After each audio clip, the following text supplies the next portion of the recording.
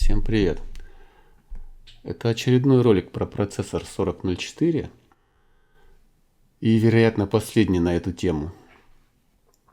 В нескольких предыдущих роликах я рассказывал об этапах построения эмулятора и модели процессоров в игре Turing Complete.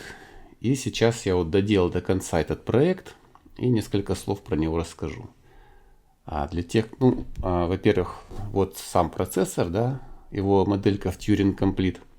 Он работает на оригинальном программном обеспечении. Все нормально. Если вдруг кто не смотрел предыдущие ролики, процессор 4004 от Intel был частью калькулятора. И он разрабатывался специально под него. Не знаю, использовался ли он еще где-либо, но вот основное предназначение было его работа в калькуляторе. Это наиболее известное его применение, скажем так.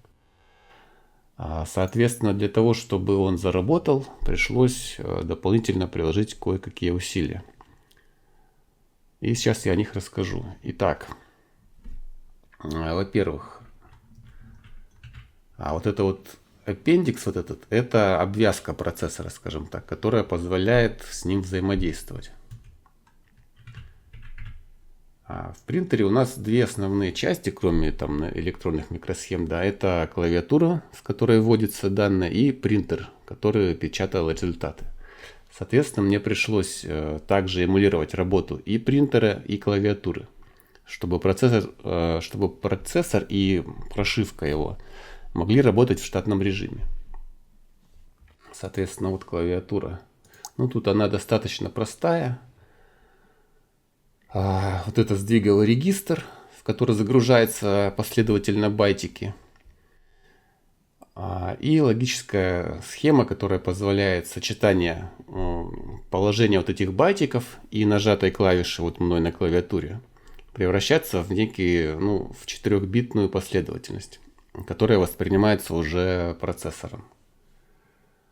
Пришлось тут немножко заморочиться с тем, что калькулятор, он был физическим устройством, соответственно, при нажатии клавиши и размыкании контактов сигнал пропадал и появлялся. Здесь немножко по-другому все работает в программной среде.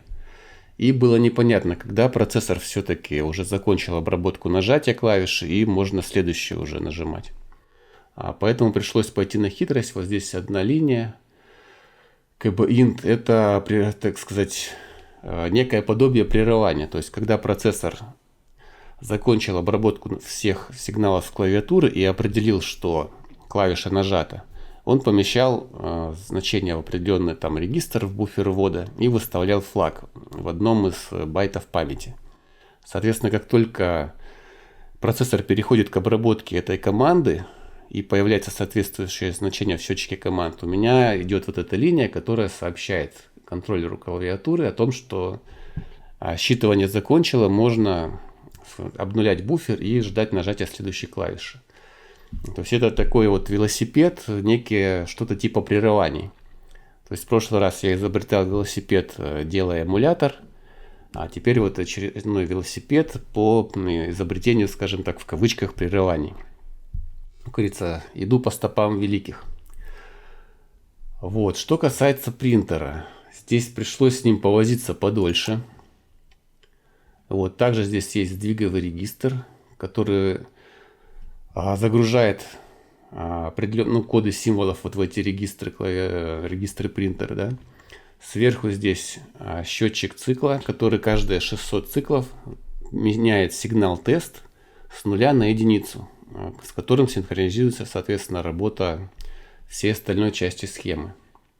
Вот. Ну и вот эта линия задержки, это линия по выгрузке всего этого длинного набора байтов в последовательный выход. Последовательный вывод, он нужен, чтобы выводить данные на консоль. То есть мы тут преобразуем последовательный в параллельный сигнал и наоборот, параллельный в последовательный. Так, вот.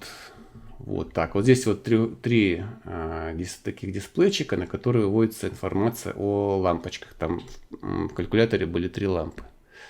Так, ну и давайте продемонстрирую работу. Вот здесь немножко костыльно работает клавиатура, нужно ее задействовать. Но в остальном, в принципе, все нормально. Так, набираем число. 1, 2, 3, 4, 5, 6. Все, число выводится. Так, ну, давайте сейчас еще раз. Еще какой-нибудь плюсик. Равно. Так. Все считается. Так, можно клавиши поменять знак. Вот минус загорелся. Отменить. Так, также можно в память закинуть. Так, какая-то у нас клавиша Home. Так, в память у нас залетает 0, да? Ну-ка. 1, 2, 3 в память. Вот теперь в памяти, ну, буквы М не было, поэтому вот здесь желтый индикатор просто. Если память сбросить, так, Insert, соответственно, клавиша перестает гореть. Так, ну что из интересного еще можно посчитать квадратный корень. Тоже считается, все нормально. Так, квадратный корень из двойки 1,41. Вот тут уже подольше считается. Вот, все, расчет работает. Ну вот так, в принципе, проект был интересный. Я рад, что удалось довести его до конца. Кому понравилось, ставьте лайки. Всем пока.